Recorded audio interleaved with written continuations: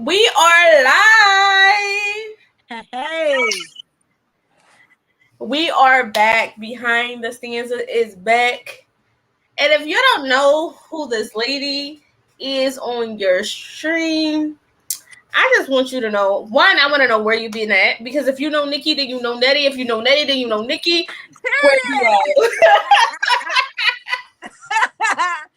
You ain't never lied.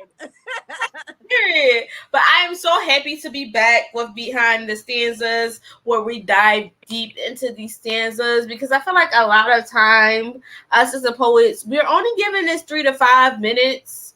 And if it's a feature, we only given these 30 minutes, and it's not really enough time to dive deep and really dissect these stanzas, because y'all hear our verses and y'all misinterpreted or interpreted what y'all think you can mean, but why don't we just go right to the source? So we're gonna go deep beyond the stanzas with Nettie Long poetry. Yes. Nettie, introduce yourself to the people. Oh my goodness. Well, like he said, I'm Nettie Long Poetry. I have been writing poetry now for about 8 years. Performing for the last 3 years. I met the beautiful Nicki D at Ambition the Poets book signing. He had a book release. It was amazing. She was amazing. She actually posted it not too long ago in your that was one of your last posts. You talking about you were doing open mics 2 years ago and you happened to use that footage. Um you don't know what I'm talking about. No. That was the footage from my event. It was in the same. It was in the same place. Oh, okay. Well, then that's what Shout I out was to going that. on. Shout out to Saya, because we hosted a lot of events in that space. Right? Okay, so Yes. my fault. Because I definitely thought, yeah, because I was trying to look for myself because I was sitting right there in the front row, but it didn't look weird. Okay, so now that explains that. Yeah. I met her through a mutual friend, Ambition the Poet, and so and y'all know we his fans, he's our fan. And so yeah, so I'm basically a poet who writes out of my emotions. I'm an emotional writer. I didn't go to school for writing. I didn't do any of that, but I am very relatable when I write my content. And I always like to explain it all the way down to the very last thought, right? Thoughts that very thought provoking, but very to the point where I say things that people want to say that don't actually say them. And so I write, that's the way I feel like I write, all the way down to the very simplicity of a thought, a single thought of a thing. And also an emotion that people may not even talk about. Sometimes it's just uncomfortable. And I like to talk about it. That's the only way that I can get free. And so that's what basically that's my writing style. And as far as my platform, it really is to help motivate mental health, right? Great. Having a stable mental health, because people who have been victimized, such as myself, I've been victimized sexually by family members, by a pastor. It was by two different people in my lifetime, and then I never really got healed, and it was always just kind of swept under the rug. And I just believe it's that my parents didn't love me. I just feel like back then, because I'm 45, I'm not a young buck. They just didn't know what to do with the information, and so shielding me from them was the only way they thought that was what's best for me, and never really addressing it, never holding anybody accountable. And now that we are adults, even though we have been victimized, and yes, it altered the way that we love, and yes, it altered the way that we see people or the way that we trust and things like that, but we also have to be self-accountable now, in the now, in the present. And so we have to unlearn things the way that we were taught. So that's basically the journey. I'm trying to help other women, other men, get over the hump of being a victim, and so that you can become victorious in any situation. But it starts with here, and you have to take care of this. You have to compartmentalize all of your emotions, because the people that you come in contact with, the people that you love, you're going to hurt them because you're still hurting. And so you have to be self-accountable for that. No one can live your life. No one can do it for you. This is a journey that you have to take, and you have to choose to take it. Period. Period. First of all, you and this whole period thing. We're not doing this. My grandkids keep me young. That's what that is.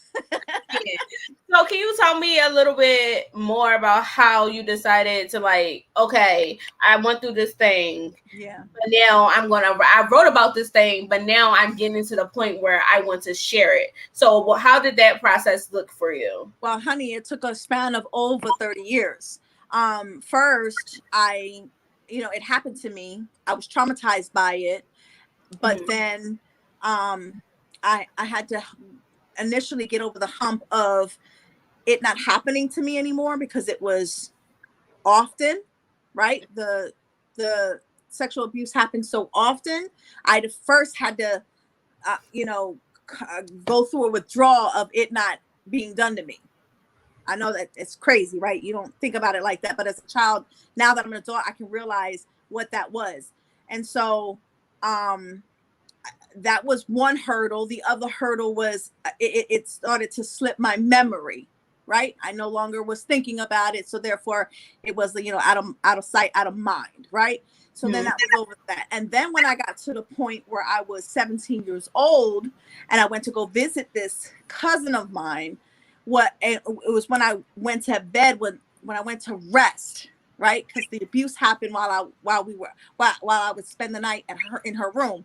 And so when I went to rest, this is in a whole different home, in a whole different state, but when I went to rest is when the download happened, and when I started to get all of everything that ever happened to me, it all came back. So I had to get over that hurdle, but I still didn't utter a word of it until I was 25, when I've already had my third child. And now it's been weighing on me, and it's something that was in the back of my mind because I came to grips with it.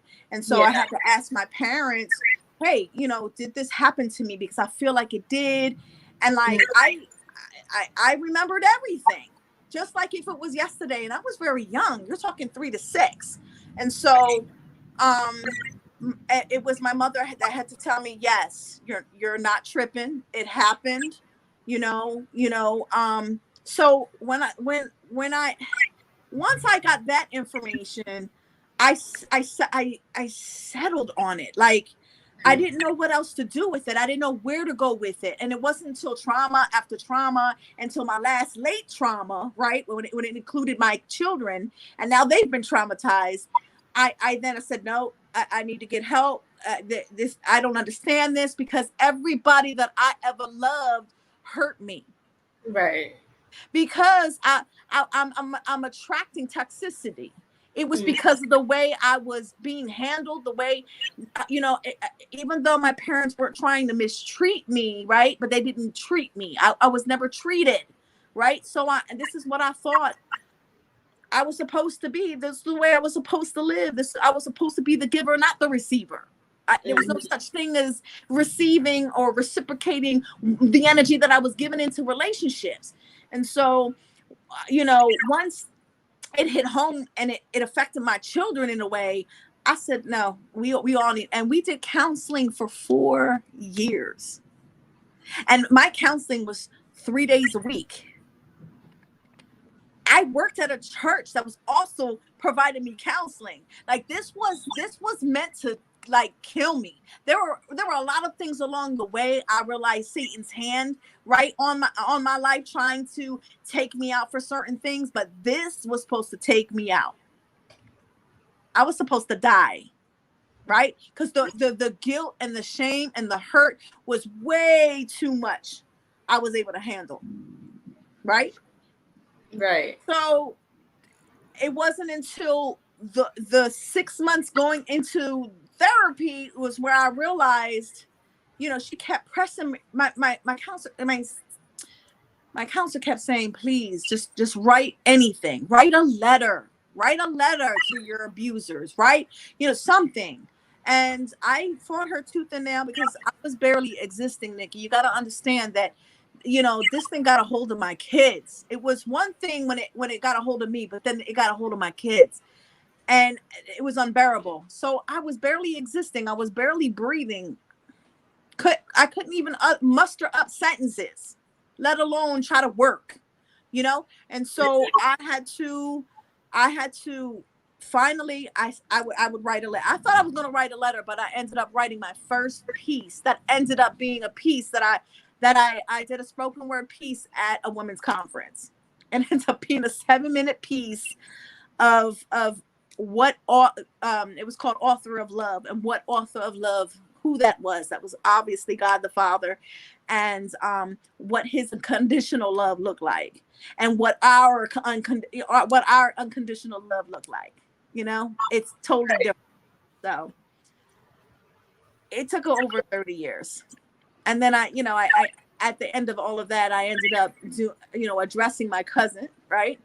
But she didn't remember, or claims that doesn't remember, but I just told her it doesn't matter how this ends. I just want to let you know that I release you. I forgive you. Wow. Yep. Ask your mother. My mother confirmed it, but ask your mother. And that's how, and I was free from that. And that's why I can talk about it. Yes. I can talk about it. I can be free from it. And all I want to do is help whoever needs it. Right? Male, man, woman, male, it doesn't matter. Child, it doesn't matter. I feel like that's my purpose right now. So. Okay, so we talked a little bit about what your poetry is about. Do you want to spit a piece for us? And we talked beforehand, so we're not going to play because we're not going to get off these live until I hear the pieces that I want to hear. So you want to hear Nobleman, and I am delighted to do Nobleman because it's actually one of my favorites. And it is new. Huh? I said, and it's new. Very new. Very new. And we can talk about it when I'm done. And what inspired it. Okay. So this is called Nobleman. ? Nobleman. Just like that. If you're going to take the noble approach, I'm going to need you to be a noble man. I don't want to hear about all the tricks you have up your sleeves and all the ways you want to creep with me. I just don't want to hear that the one you're with isn't the one, but she's carrying your son. After all, when will a noble man's cycle of cheating ever heal? When will the words that you spit out of your mouth line up with the things that actually spit out of your mouth?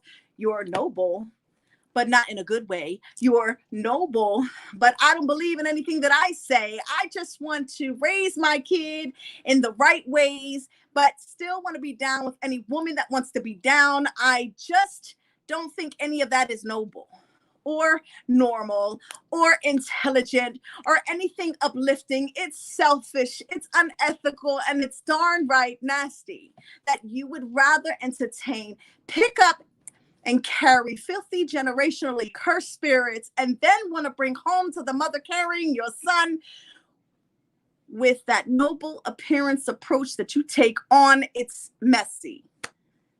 All a real woman, ever really wants is loyalty, honor, respect, and love. And because there's no loyalty, honor, respect, or love, you begin to take on this approach of a fake facade, and nothing you will ever touch will prosper.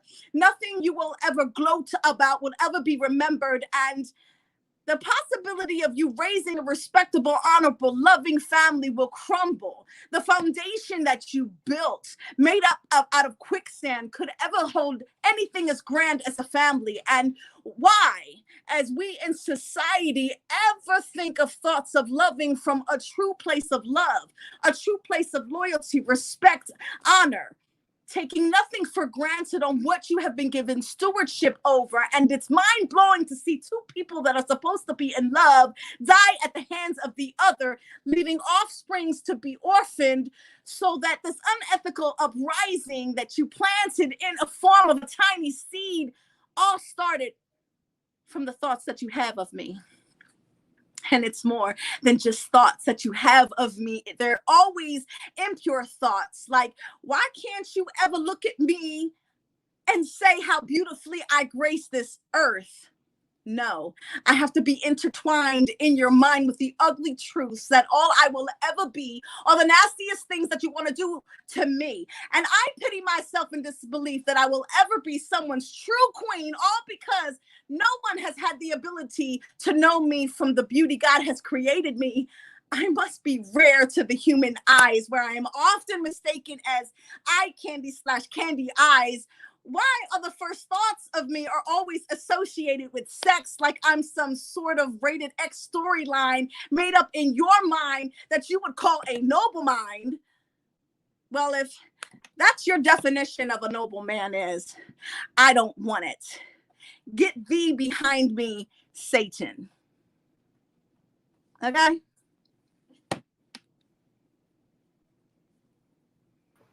Listen. Listen. She said what she said, and that was it. Like, so can we talk about the inspiration behind that piece? Okay, so I just started a new job, right? And I started a job. I'm an assistant manager at a client's warehouse store, right? And all I wanted to do was sell a fridge. That's it. Sell a fridge to a nice looking young man, right? And it was funny at first, right? His little, his little cute little things that he was saying. And he goes, oh, maybe you leave me your number. You know what I mean? I'm like, oh, okay, that's nice. But all the whole time I'm showing him this fridge, and he actually does buy it, right? He does buy it. And then he says, I'll have to come pick it up another day. I'm like, that's fine. Never thinking anything of it. Mm-hmm. But now he's texting me because he has my number, right? But it was more like, I'm on my way to pick up the fridge, and what are you doing today? Like, no, sir. I'm like, you are almost impossible. So when I said that, he got offended. Like, what do you mean? I'm like, because you already told me that you had to talk to your baby mom to get the money for the fridge. I'm done. I'm trying to understand why you thought I would be down with that. Like, I don't know why you thought I would be down with that, right? And so he's like, but she don't have to know. I'm like, but I know. And so but she don't have to know, like, why would you even think, why would you even think that? Like, and so, and I feel like I get that a lot because I'm so bubbly, I feel like it's mistaken as, being flirty or whatever, but I'm like that with everybody, right? I smile big for everybody. Everybody that comes in contact with me ought to know that. And I just feel like, it just, but I'm not stupid either. Like, I know men's advances, right? But I don't want to piss nobody off because nowadays it's like, right, you can't tell them no. Yeah. Out of whack. There's people getting beat up. Women are getting beat up for saying no. Exactly. So I'm not stupid.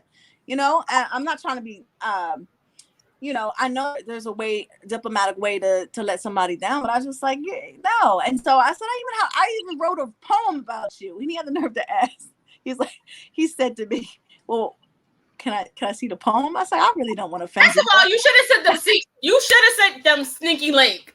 Okay. That's what you should have sent them. I should have. I really should have. I really should have, but he didn't cross the line yet. He was trying to. You had to let him know. So yeah, well, he didn't. But when I said to him, I said, I'm not trying to offend you. Mm-hmm. He said, all right, then never mind. I never heard from him again. But it just made me feel like I was so vexed by it. It was just the way that he, like if I didn't really take your advances the first time, you know what I mean? Right. Like, I made it clear the first time, like, nah, I don't do all that. I don't do messy. Like, you know what I mean? He's like, oh, we're not, you First know, of all, can we we're talk about how you don't even have money for a refrigerator? Can we talk about that? How you had to go to, like, so are you gonna go to your baby mom to ask her for money for our date too? Like like I'm confused, sir. Why would he even say that? Like, why is he admitting all this stuff? I'm happy. I'm so happy that I'm not in these dating streets anymore. well, it's hard out here. It's hard out Like, here I for single can't. women. It's hard. It's hard because you gotta like decipher who's really for you, who's not. Like, it's just too much. And then I don't really like the questions that I'm being asked. Why you single? Like, I don't think that's really any of your business. Just be glad that I am. You know what I mean? Just be glad that I am. Like, well, I don't have to answer like silly questions such as, what's your height? Why are you sizing me up, bro? We're not even there. We haven't even crossed the threshold, let alone like it's a reason that they sizing you up. I'm just gonna say that. Duh, but I'm like, why do they feel the need to do that? And it's just so blatant. It's just, to me, it's disrespectful. And you know, at first, you know, when I was younger, I thought all that stuff was funny, but it's not anymore. When you get old, it's like older, you're done with all that. I'm done with, stop asking me if I was ever like, don't, you get to know me first before you start asking how many kids I got. Right. You know, like, why? Just why? I don't know. And probably somebody listening to this will be like, well, we want to know, just like y'all want to know. Don't you ask? No, I don't ask if you have a bunch of kids. I don't ask, have you ever been married? No, I just want to get to know you. And then in conversation. Because I feel as though it should start off as a friendship, right? That's it. Like, you first meet somebody, you're going to start off as a friendship and then let it, like, progress naturally. Let me see if I even want to be around you as a friend. Exactly. Like, you don't, that's just private information I'm just not willing to give. And I was just vexed by the whole thing, and it took me all the way home. I already had like a plot twist to the whole thing and how I wanted to write it, and then I just wrote it, and it took me 3 minutes, girl.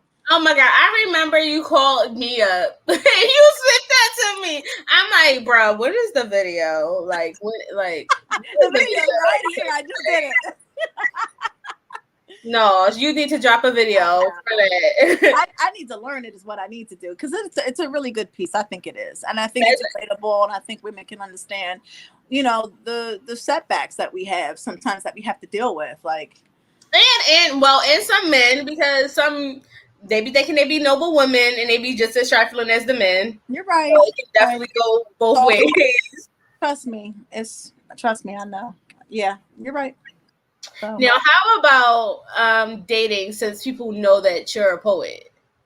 So, I feel like low key. I feel like, because when I was first dating my boyfriend and he read Naked, I kind of was like, oh my God, I wish you didn't read that, because now I feel as though like you got a cheat sheet in a way. Right. Because you got some insight into me and you didn't have to go through all the questions to get it. All you had to do was open the book. Right. Well, dating has, I don't know, since the pandemic and stuff, dating has not been something that I've been doing often. Mm-hmm. And it just seems like no one is really genuine. And so I kind of see that. And so I've had to block a couple people, you know what I mean? Right. As soon as it starts, as soon as I had to block. And I like to block because, you know, it gives me power. Block niggas be strong. And so, you know, I don't know. I sometimes, and you know this personally because I call and I tell you, like, no one really wants to be lonely. I mean, people probably say, hey, I'm fine with being lonely and that's all great and fine, but I don't. But I am a very busy person, so that helps. So I work a lot. That helps. But I went on a date today and it was beautiful. So hey, I mean, I went on, yes, and it was we're sending happy, positive vibes to that. Yes. He was respectful. Like, of course, I went to go see Black Widow. You know, I'm a No Marvel fan. spoilers, because I still have to see it. I would So if never. my boyfriend watching this weekend, we need to go on a date to the movies. I would never. But it was an excellent movie, and I would go see it again. So I've been waiting for Black Widow to come out. Like, yeah, it took too long. It took way too long. And the fact that, you know. yes, if y'all did not know, fun fact about Nettie, she is a Marvel queen. Whew, yes, I am. NDC. I'm like the best of both worlds, okay? Stop sleeping on me. Yes. Now, I know. If you guys didn't know, me and Nettie were both in a play, Ambition and Poetic stage play. If you didn't miss it, if you missed it, I don't know why, but definitely whenever it pops around again, definitely make sure you got your ticket. And from that play, I found out a lot about Nettie. What kind of girl? During that play, Nettie talked about her battle with depression. Yes. So what I'm going to do, you had a piece called Depression. Yes. You're going to go ahead and spit that piece, and then we're going to talk about it. Okay.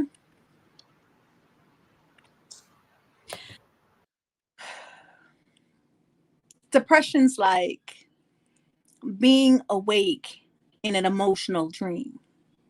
It's like your mind is moving, but nothing else is moving at all. It's feeling inadequate, even though others say you're enough. It's like this unshakable cloud that hovers over you for the intent to diminish you. It's like failure, but too worn out by sleepless nights to even fight back the tears of anguish from the past. It's staying in bed all day despite not knowing that staying productive will only allow depression to ultimately overtake you one day.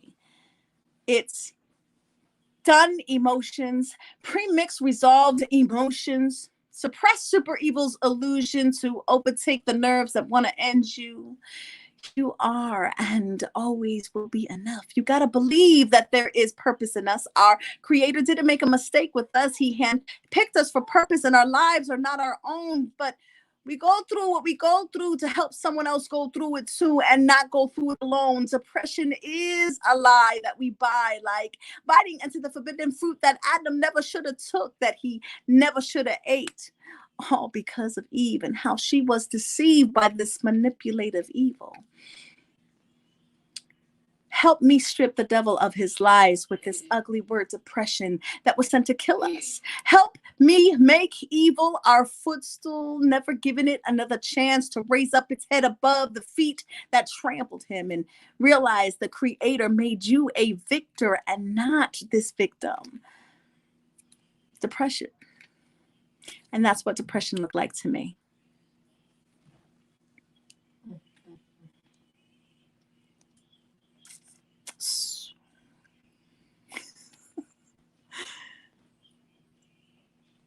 So when I wrote depression, I was in a really, really, really bad space. I was really, really sad over the situation that happened with my children, and I didn't want to get out of bed. I didn't. I think I was late for work every day, a half hour or an hour, and for a year. Oh, wow. For a year, I just couldn't. It was so hard to get out of bed. It was so hard to start my day. It was so hard to. I just felt like this cloud that was just kind of like hovered over me consistently, and I know it was just the heartache that I was carrying on my neck that was making me suffocate because people do battle things that way. We cry and we don't understand why we cry about them, and we may not even necessarily associating our grief or our pain to anything specific, and we'll just burst out and cry. And I don't know if you've dealt with that, Nikki. I know that I'm very emotional. When I get it in, and it's like all day. You know what I mean? And you know, and I can't really try to explain my grief. you know, and sometimes it's just better to grieve the day and just know that joy is always going to come in the morning. And that's how I always see it, that I'm always looking forward to joy in the morning. And I tend to look good, feel better, because I know that I have to get it out, Yeah, you I know. think a lot of people. I know me. I for a long time I view crying as a sign of weakness, and I was like, I would hold it in, hold it in, and hold it in. Even sometimes, still now, like something would happen, and I don't give myself room to process the emotion. And like sometimes it's because it's like, okay, I'm busy. I don't have time to dwell in this. But it comes a time that like if you keep pushing stuff to the side, to the side, to the side, that is going to manifest in different ways. I mean, manifest of you by like, you may be a little short tempered with your kid, or a little argumented, or like some stuff that you would have let slide is just like you find yourself snappy. So I really think that everybody needs a good cry every now and then. Like a good cry really do you the body's really good. Well, I mean, it is a coping skill. It qualifies as a coping skill, Yeah, though. but it's like it's important. But I think the very important part about depression and how you talked about joy always come in the morning. So it's important to like, okay, you're feeling this way, but not dwell in it, because I feel like that's some ish. That's the problem. Like we're filled down and we stay there. Yeah, it's definitely, I feel, is a choice. You have to choose Mhm. the better. You have to choose the latter. You have to choose to make up in your mind that you're going to choose the right thing. The right thing is harder, yes, but the result is that you will get better. And Yeah, so unfortunately, you know, God gives us a free will, right? And that free will is to choose, right? To mhm. choose what's right for you. And we all know, those who battling depression, that choosing to stay in your grief is unhealthy. Right. So you have And to then it's like just choosing what's right for you, because something may happen to you and it may happen to me, but our reactions are going to be completely different. How we process stuff is going to be completely different. That's Just true. because I may be over it in an hour and I brushed it off doesn't mean necessarily mean that it's a bad thing for you to still be dwelling on it. It's Yeah. the way you process your emotions. Just like grief, everyone handles like grief differently. Mm-hmm. Mm-hmm. Oftentimes we want this competition to say who's the strongest, who's the most resilient. And I told you this. I'm like, listen, sometimes I don't want to be resilient. Sometimes I want to let it out. I want to cry, and I know I'm gonna feel better. I'm gonna cry about it. I'm gonna write about it, and then I'm gonna move on. Right. That's just how I process stuff. Everybody process stuff differently. Right. And I know lately, because I think we had to talk about it today, like going through depression is one thing, but going through depression while being a spoken word artist, while being someone who's known for always being bubbly and uplifting, is a whole different ballpark. Because it's like I Mm-hmm. just wanted some days I'm like, oh my god, I want to shut down my social media. I don't want to be inspirational because I don't have no inspiration to give. I don't want to, like, I don't have no messages for y'all. I'm sorry. Like, we're about to Right. close down shop. But then at the same token, it's like, you just put a book out. You got to promote this book. You Right. have an event coming up.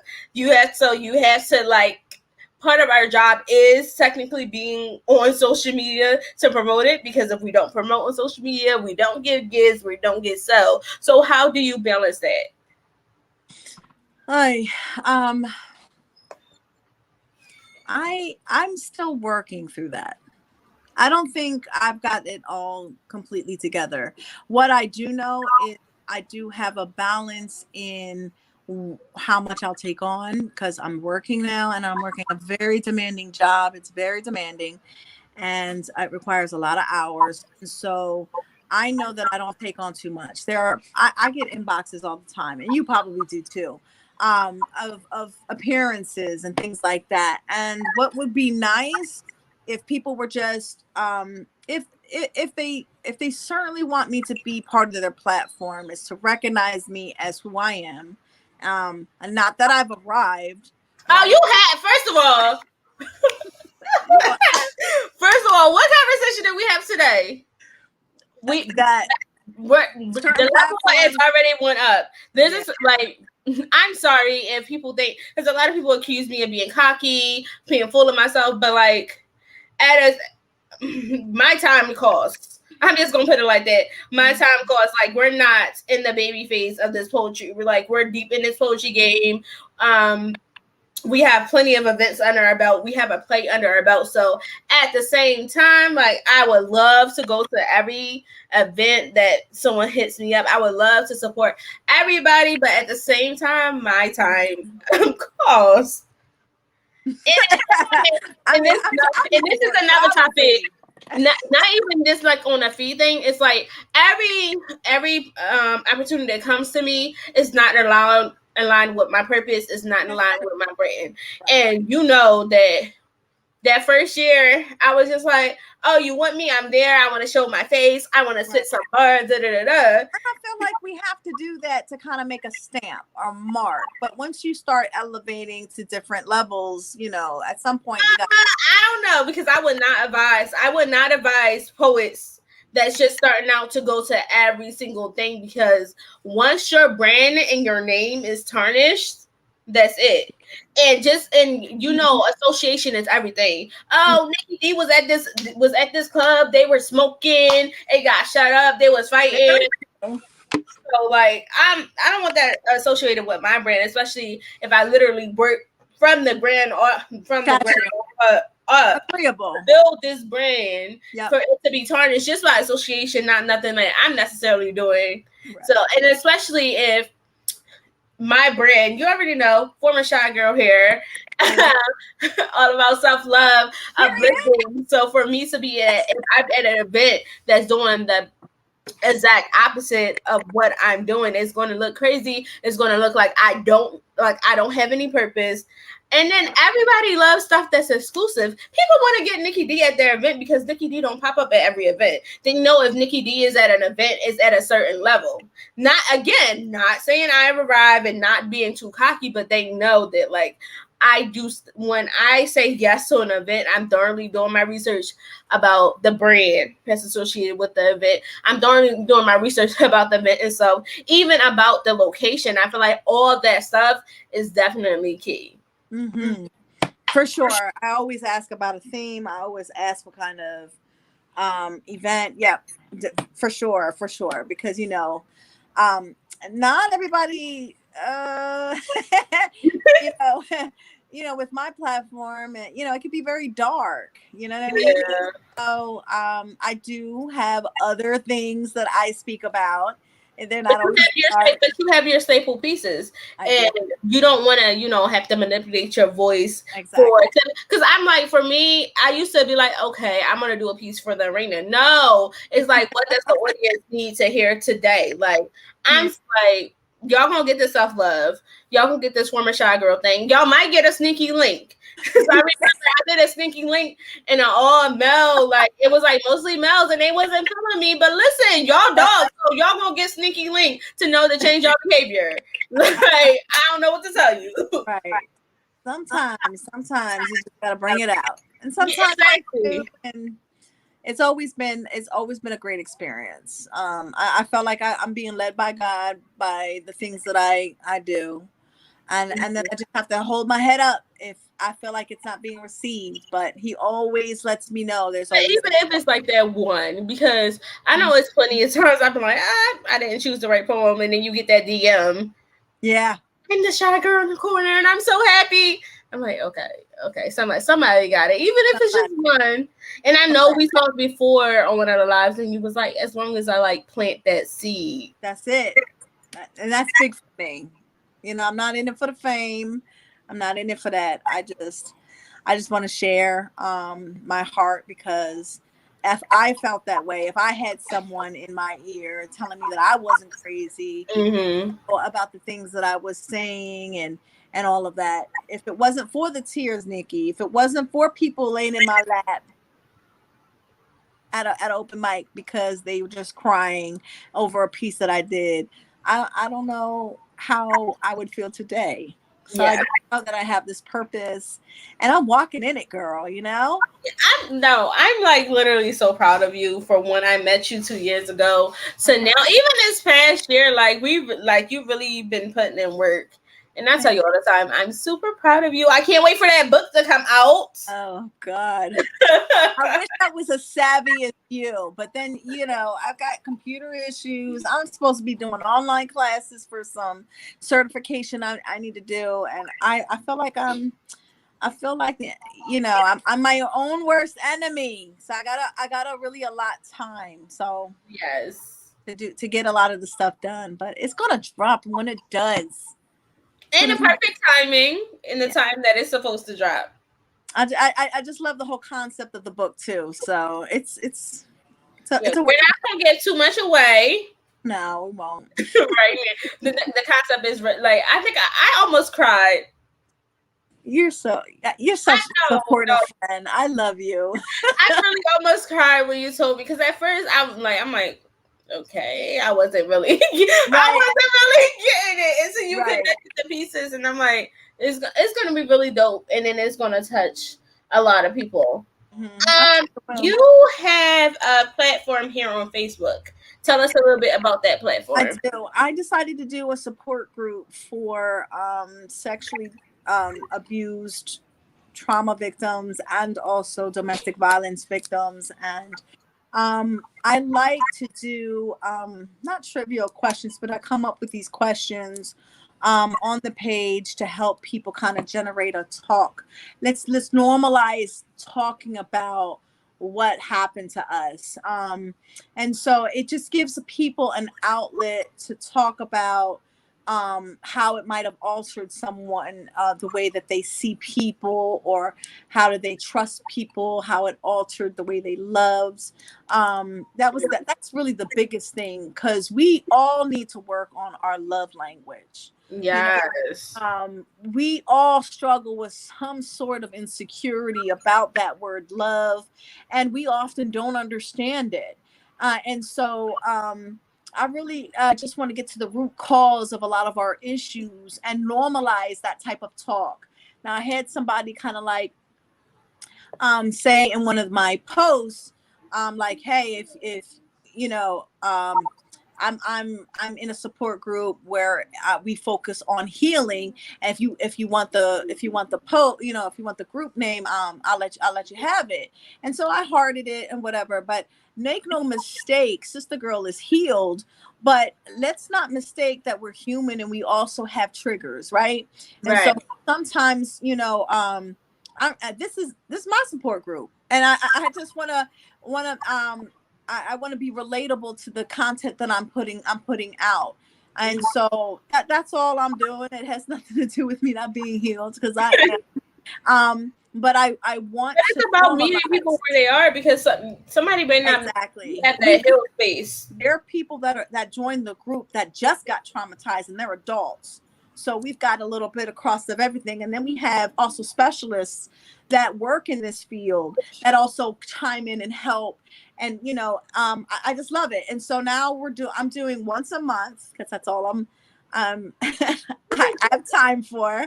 I'm doing once a month an interview of a survivor, whether that's domestic, whether that's sexually abused. And you have one coming up on Sunday, correct? I have one coming up Sunday, so tune in. It's always midweek, middle of the month, on a Sunday at 8 p.m. And I'll start advertising it really heavy after today. But yeah, tune in for that. And it's just amazing how people become, how they were victims and to victors. And so that's real. And the concept is they took my choice away. So we were children when this happened to us, and we weren't given a choice. Right. And so that was inspired by Leek Monroe, my very first interviewer. I mean, I interviewed him, my interviewee, and his story. I've created we bonded now. We're such good friends now. And so I have him co-host with me, because it all started with him. The whole concept of they took my choice away. And when he said that in his interview, I could relate to that so heavily, and I never thought to think about that in that way. I wasn't given a choice. Right. So that's what the interviews are called, and that's the platform that I have. So if you know a friend, share. I'll also put it in the link. Can you Yeah, guys I'm gonna definitely put it in the link so they can join and definitely watch you, because I watched them, and I don't know. I like Talik. I knew him for, when did I meet him? I think you guys worked together. He said. Yeah, like, so I met him like what, in 2012. I'm not about to. I don't know why I be feeling so old sometimes. Anyway, I met him in like 2012, and even from like his interview with some stuff that I never even knew when I connected you to. Like, yeah, and that's the thing. Like, I wanted to get a male's perspective. That's why he's co-hosting, because he gives that male perspective, and I don't want to leave anybody out. No stone unturned. So exactly. we know that abuse is. It doesn't matter, if it's male or female. It happens to both. So Yeah. So that's that. Have any new projects coming up? I'm gonna Upcoming say performances. yes. So the Patterson poetry lineup, I'm part of that. That's gonna be in October. So I'm really excited about that. And that's really all I'm really gonna prep for. And then just once a month, I got sister Tamika, who is going to be interviewed this Sunday, and next month it's supposed to be Fatima Howard. So Fatima. yes, so I should probably there's like a list of people. Like, I got a whole list of people that You gotta get on a waiting list to be interviewed. I'm already like probably booked up till, oh my god, probably no, maybe December it might be open. So if you're December, let me know. It might be December. So Can we talk about, because not only is she a phenomenal poet, but Miss Lady got a voice on her. Let me tell you, because if Ambition was here, he would tell you to say he sure would, but he ain't here. So I've been singing since I was a little girl. I did voice lessons. I was first doing piano lessons, and then we incorporated singing. And so I learned, how to sing. I felt like learned how to sing. But there's nobody in my family that sings except for my sister. So me and her both sing, but where we got our voices from, we were gifted. Guess nobody in my family sings. Really? Not your mom? Nobody? I don't know that. No. No, but you can learn how to sing. Yeah, she actually gives out voice lessons. she put my business out there. Yeah, I do virtual, some virtual techniques right now. So I do have 2 clients. Yeah, she's gonna teach me how to sing. Get this voice together. But I just thought that's something I just started. So and it's been fun, actually. Hard work, because really the hard work is making sure that you guys actually do it. So yeah.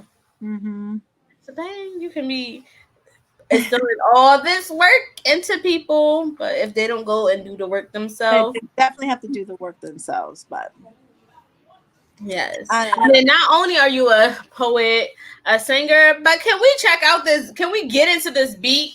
Can we get into this beat? I don't know. I be trying, girl. I be trying. I got better in the eyeliner. Remember, I was telling you I sucked at that. Yeah. I just didn't have a steady hand, but I've been watching. I've been learning. Yes. What? And you have your own makeup brand, like you're a beauty influencer. Yeah, a beauty influencer for Pharmacy. Farmasi.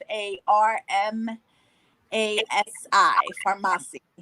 And it's almost sound like, if you think about it, pharmacy. But it's Pharmacy.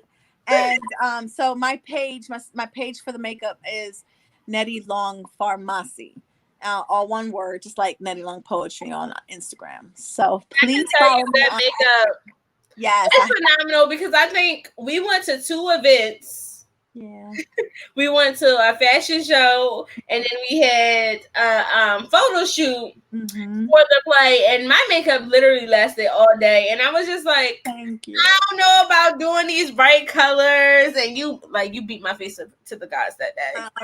Thank you. I felt like I could have done better, but I am getting Well, better. I'm gonna say because we can come over and we can do a redo because I love getting my Always. makeup done.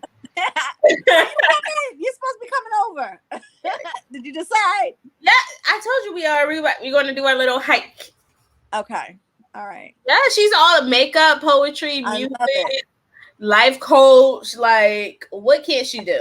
And that'll be the next thing. Actually, certified life coach. That's the next thing. So, and you and I talked about that. And publish author because I'm still. Yes. I'm going to keep I'm going to call you every day. Like, where's the book? I got it. I got Where's the book?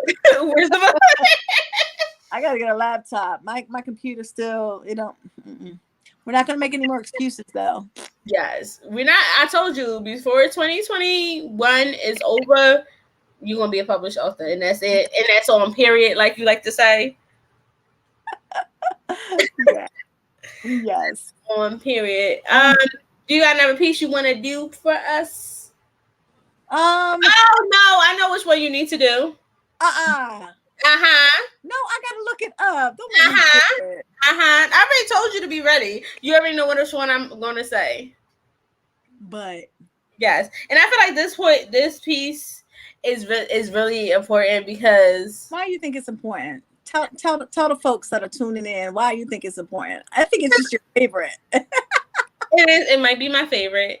But I feel like it's a very powerful piece because it's talk about how like all the excuses that we make why we're in toxic relationships. Yes, and I feel like because we be always thinking about the butts and we don't be focusing on reality. Like we don't. It's always a butt in there, but I love him. But you know, what I mean, he's good to me, right? He talks to me like trash, but when he doesn't, right, girl, there's no more butts. Like he ghosts me, and I don't understand why. But where did he go all weekend? But yeah, but I'm still gonna let him hit. Like no, like get your life together. Right, and so it's really being we need to be self-accountable. I'm all big on that because I'm tired of men looking down on us about all the imperfections that we have because but I feel like because this was my whole issue for years and I didn't realize it until I got in this relationship that I am now, that like we put so much blame on the men. We always talk about how they're trash, but you're picking these men, but you go back to these men, but you're staying with these men and allowing them to treat you like trash. Like people be saying, "Oh, my baby daddy is trashy," but you picked him, but you had a second child with him after he didn't take care of that first child. All these buts. Okay, now you're swimming in my lane. Get off my lane. I'm sorry, sis, but you need to hear this message. You need to hear this message. Because all the time I was like, oh, these men is not these like every man. I'm like, oh, he wasn't trash. He was trash because of this. He was trash because of that. But in reality, it was me. I was a little, trashy, and I was a little toxic myself because I was allowing all this stuff to happen to me, and I was environment myself. Right. And that's the love myself, but I didn't know how to love myself because we all talk about self-love. But when you really love yourself, it shows in what you allow with your relationships. And it's not just romantic relationships, it's your friendships, even what you allow on your job. Because, like, honey, no. People who work with me, whoever work with me, they say I'm mean because it's like certain stuff, I can get another job.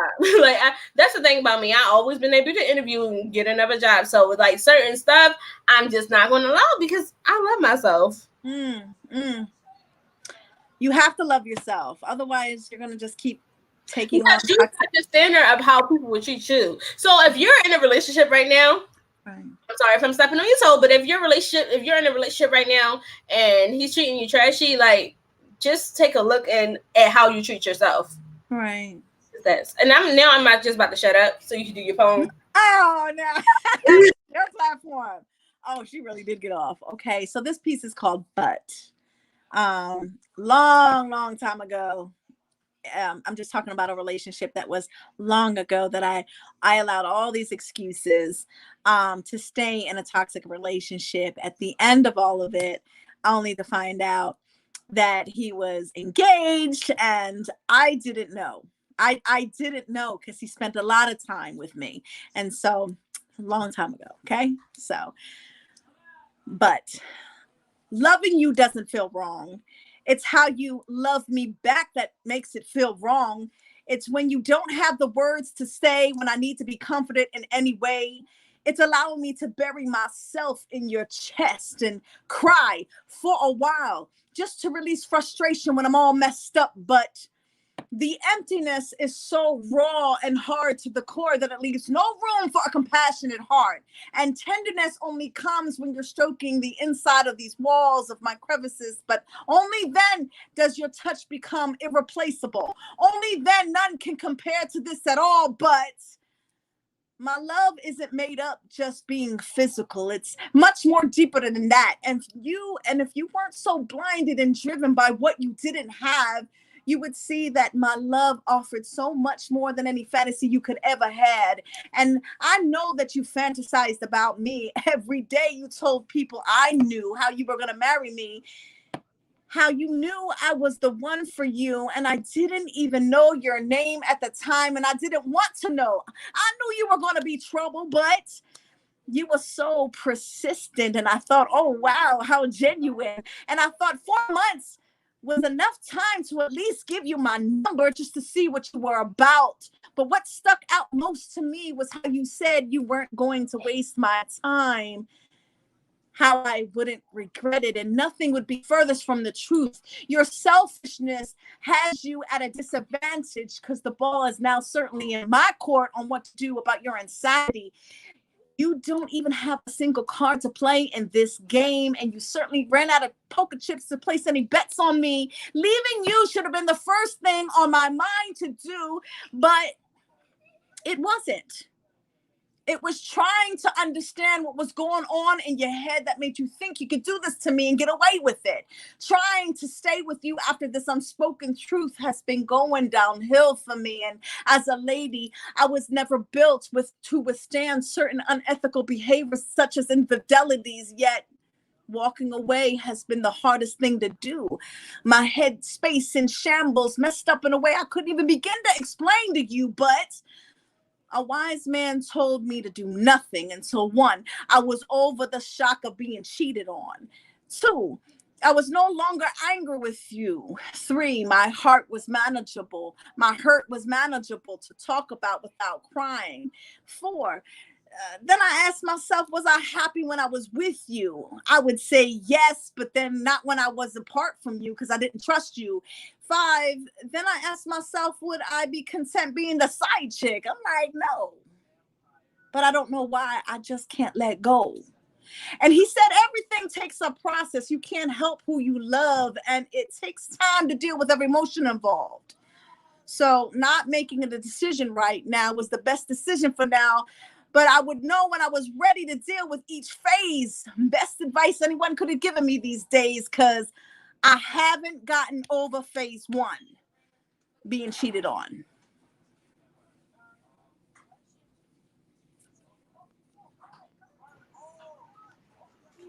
I can't, but We've all been there. I feel like yeah. we all have.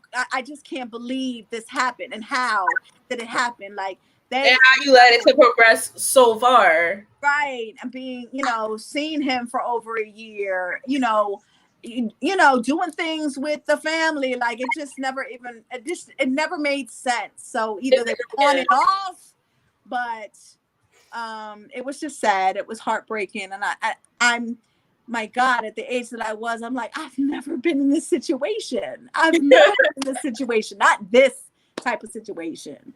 And so it was heartbreaking. I had to really get over it. I think I was traumatized that it even happened. I'm like, to me?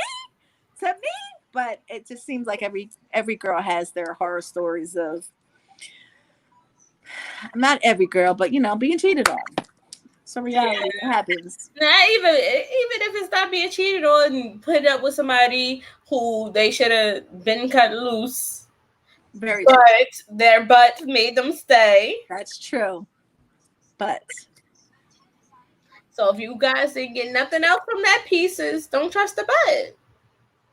Don't trust the butt. Yes. That's gonna be on my shirt. Don't trust the butt. Oh yes. Don't trust. I love it. But guys can wear it too because they be trusting the booty. They be we be saying for a different butt, and they be saying for a different butt too. Right. That's true. That's very true. But I like it. You already gave me some ideas. So we're gonna have a book. We about to have a t-shirt line. # don't touch the butt. Don't trust the butt. Mm-mm. That's it. Well, thank you so much for being the first interview for the relaunch of Behind the Stanzas. Thank you for having me, Mama. Of course. And we haven't seen the last of Nettie. Nettie, let them know where to follow you, because if you're not following her, clearly you need to. Yes. Follow me on Instagram, Nettie Long Poetry, one word. I put it in the links. And then Nettie Long Pharmacy is my makeup page. I do have my website attached to my bio, so feel free to look through the links. Order up makeup. If you need help with the foundation color, let me know. I'm your go-to. I love the eye palettes that we have. And let's see, my Facebook page is Nettie Long. And the group is I'm gonna have to put it in it's a long title. I'm gonna have to Our choice away. Yeah, they took my choice away is part of it. So and I'll put that also in the links. But before you go, I want to be able to share. I can share it after. Can I share the link after on my page? Yes. And what about Instagram too? I'm sorry, I'm not tech savvy. I'm trying to find something that streams to Facebook, Instagram, and YouTube simultaneously. Oh, okay. So it's not like that. Okay. Yeah. So it's Facebook and it's Facebook and YouTube, but not Instagram. Gotcha. Okay. That's fine. All right. So. Yeah. And just to let you guys know that I did have a birthday. Yes. Happy birthday, Nikki. Thank you. My birthday was on Tuesday. So you're gonna celebrate it? We're gonna talk about that later. But it was my birthday, but I'm giving you guys a chance to save. All my books are currently on sale for $10. Well, I want the hard copy. I got your ebook, but I want the hard copy, so I'll get your book.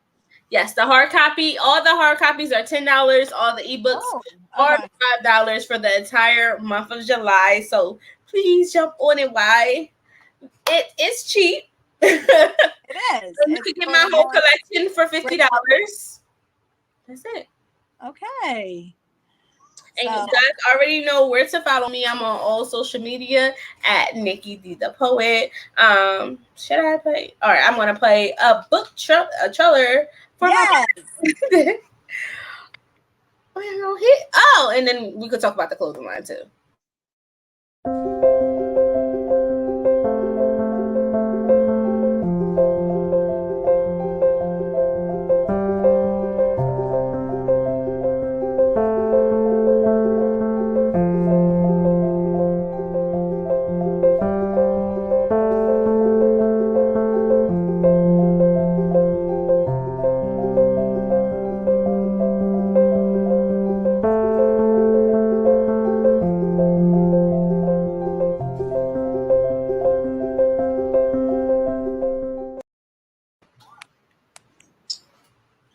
So you guys definitely can head over to NickiDthePoet.org to purchase all of my books.